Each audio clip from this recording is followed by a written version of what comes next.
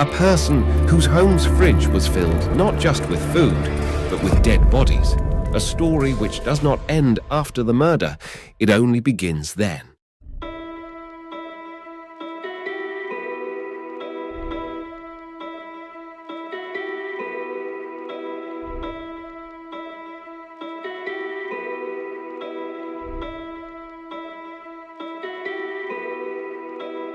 In biology class we had the usual of fetal pigs, and I took the remains of that home and kept the skin, and I just started branching out, dogs, cats. I suppose it could have turned into a normal hobby like taxidermy. And all I know is that I wanted to see what the insides of these animals looked like. There may have been some violence involved, some underlying subconscious feelings of violence. This is not just the story of a killer.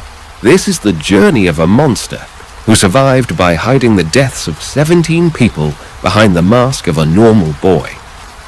This is the story of Jeffrey Dahmer, a name which has been written among the most deadly serial killers of America, a hunting devil.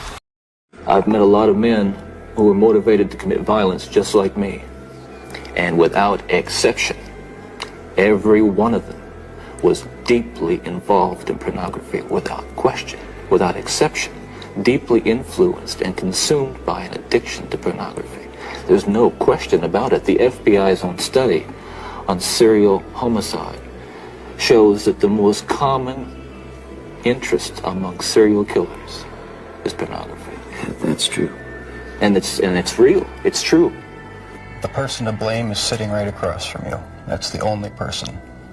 Not parents, not society, not pornography. I mean, those are just excuses.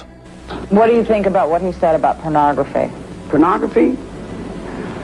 I've been looking at it all my life and it hasn't affected me anything. Who not only killed the corpses of his victims, but preserved their body parts, ate them, and kept their pictures with them. From 1978 to 1991, this man killed 17 young boys, one after the other. But his first murder, that was the most horrifying because a monster was born on that day. So let's start from the day that started a story written in blood in American history. June 18th, 1978. Jeffrey Dahmer's first murder. Starting date, time, year of crime involved. It all began on June 18th, 1978, a warm summer evening in Bath Township, Ohio. The sun was setting when a young Jeffrey Dahmer spotted his first victim, 18-year-old hitchhiker, Stephen Hicks.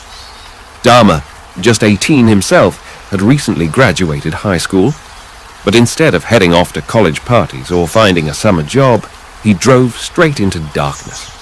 At around 5:30 p.m., he picked up Hicks, offering him a ride, a few beers, and a place to chill. By 7 p.m., Hicks was dead, bludgeoned with a dumbbell, strangled and hidden in the basement. This was no accident. It was the beginning of a chilling reign of terror that would stretch over 13 years and claim 17 innocent lives. And that very night, something inside Jeffrey Dahmer broke permanently. Who was the killer? The name? Jeffrey Lionel Dahmer. But the world remembers him as the Milwaukee Cannibal. A soft-spoken, polite man with a monster hiding behind his glasses. To neighbors, he was shy and quiet.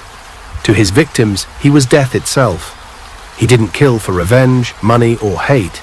He killed because he wanted full control. Control over bodies, over life, over death. He lured young men with offers of cash or photo shoots only to murder them brutally. And then, he kept their remains, sometimes for weeks. He wasn't just a killer, he was a collector, a manipulator, a wolf in sheep's clothing. But every monster has an origin. So where did Jeffrey's madness begin? Killer's real name and early life. Jeffrey Lionel Dahmer was born on May 21st, 1960, in Milwaukee, Wisconsin. His father, Lionel, was a chemist, and his mother, Joyce, struggled with anxiety and depression. From the outside, the Dahmers looked like a normal middle-class family, but behind closed doors, fights, emotional distance, and a child growing colder by the day. Jeffrey was fascinated with dead animals. He'd collect roadkill and store the bones. At just 6 years old, he began showing signs of detachment. His only joy came from anatomy books and taxidermy kits.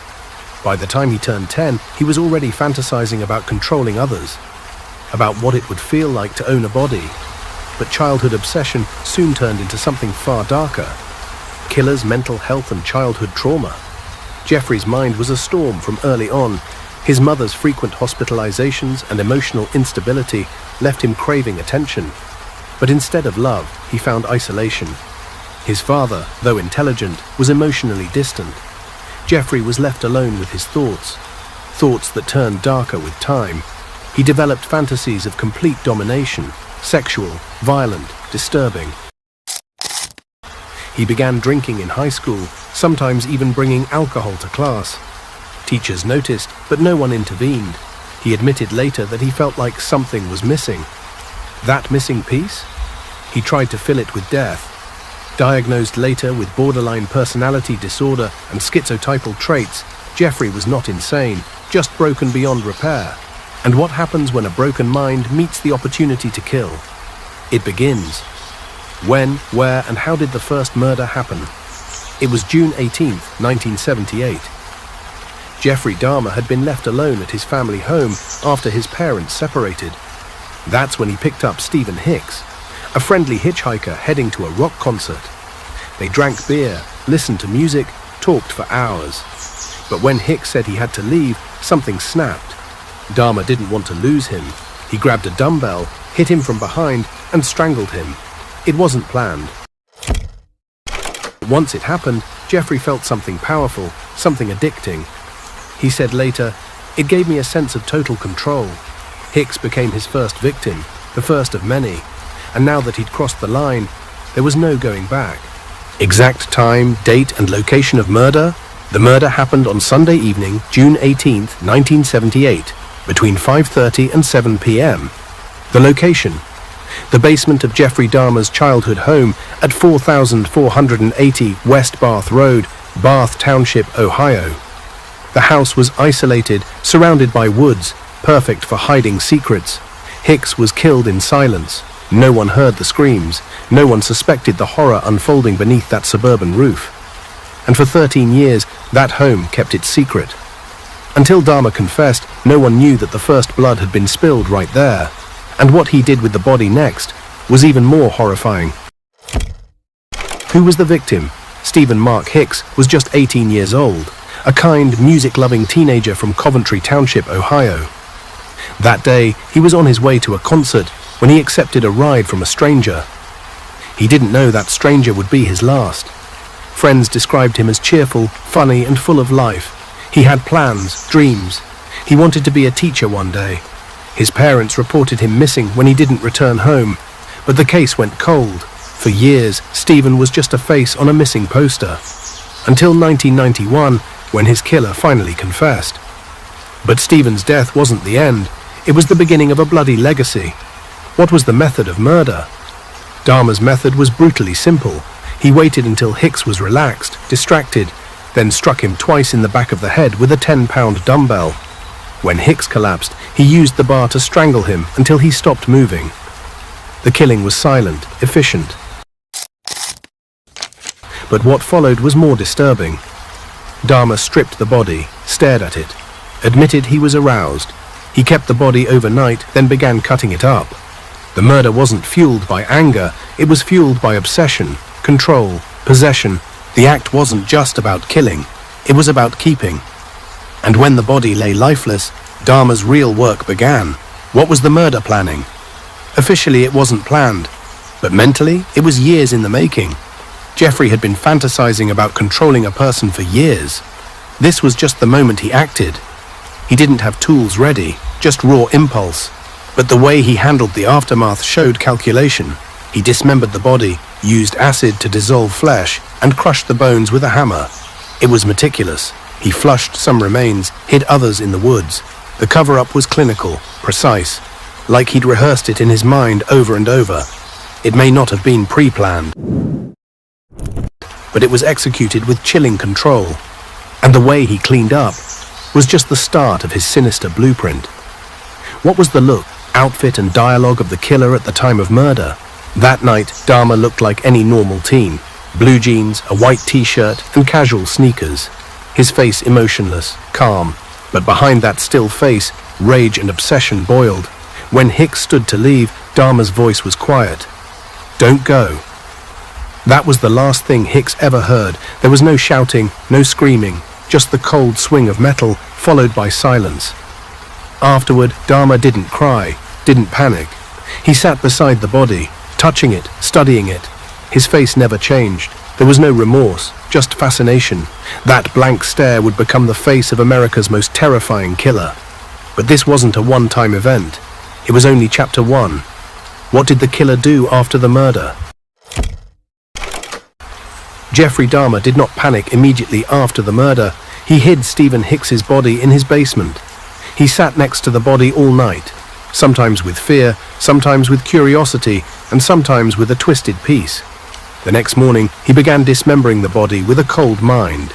He picked up a kitchen knife, separated the limbs, made a plan to put the flesh in acid, dissolved the flesh, separated the bones, and crushed them with a sledgehammer.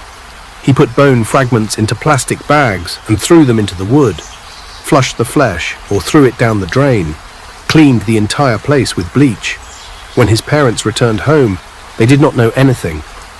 After the murder, he went to college as if nothing had happened.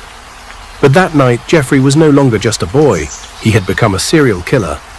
But when so much was hidden, did anyone see anything? How did the killer destroy the evidence? Dahmer destroyed everything so cleanly that even the forensic team could not find the evidence even after years. He dismembered Hick's body and dissolved the flesh with acid. He had made the acid in a container which he had hidden in the basement. When the flesh was in liquid form, he flushed it. The bones were chopped so small with a sledgehammer that they could not even be identified.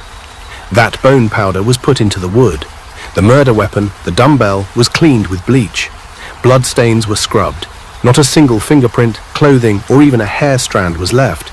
Jeffrey put on gloves, sealed the bags tightly. And the biggest thing, he didn't say anything to anyone. An explanation that would shock the mind of a trained killer, not an 18-year-old. But did anyone see anything strange around Jeffrey that day?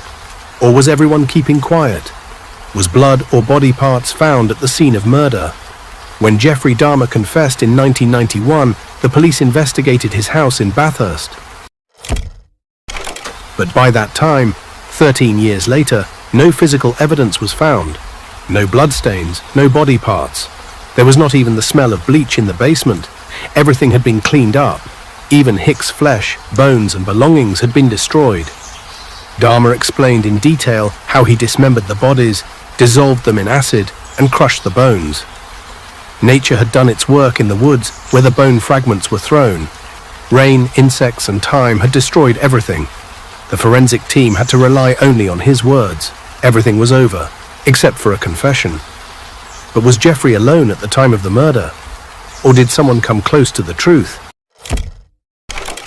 If you have any doubts, please tell me your question and whatever doubts you have in the comments section. I will try my best from my side to reply to you. And please do subscribe to my channel to watch these suspense-filled interviews and true crime documentary videos. Thanks for watching.